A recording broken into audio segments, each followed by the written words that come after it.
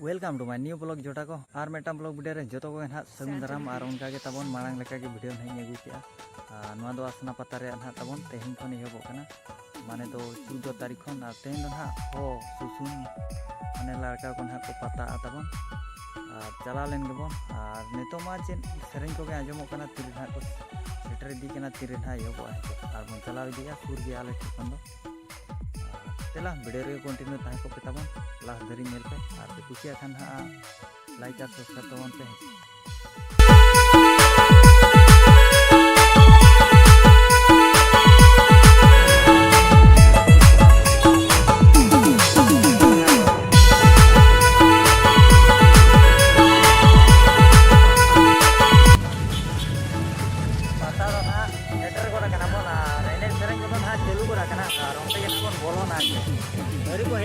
कोड़ा तो को हिजुआ माड़ा रे कुड़ी को ना तायम धरा तो हिजुआ कना ना कम कम से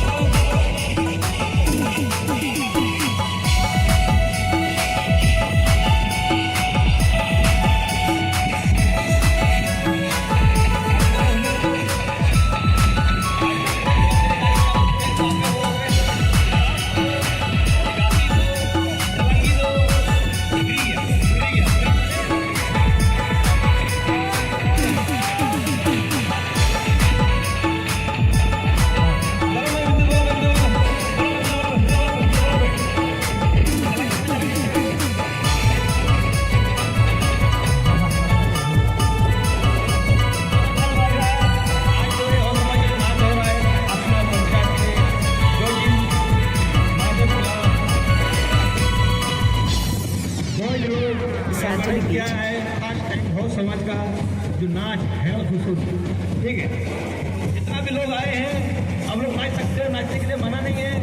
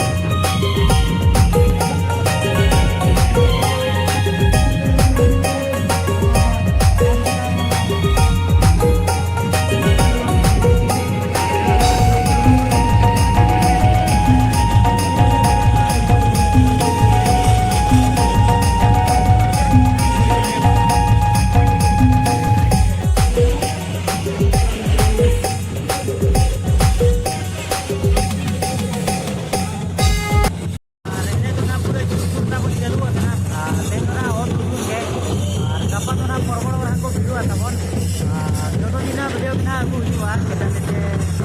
ᱥᱩᱨ ᱨᱮᱭᱟᱜ ᱠᱟᱱᱟ ᱠᱟᱛᱷᱟ ᱠᱟᱱᱟ ᱦᱟᱸᱜ ᱦᱩᱭᱩᱜ ᱠᱟᱱᱟ ᱦᱟᱸᱜ ᱛᱟᱵᱚᱱ ᱠᱟᱡᱟ ᱟᱞᱮ ᱜᱮ ᱦᱟᱸᱜ ᱦᱤᱡᱩᱜᱼᱟ ᱛᱟᱵᱚᱱ ᱡᱚᱛᱚ ᱠᱚᱜᱮ ᱦᱟᱸᱜ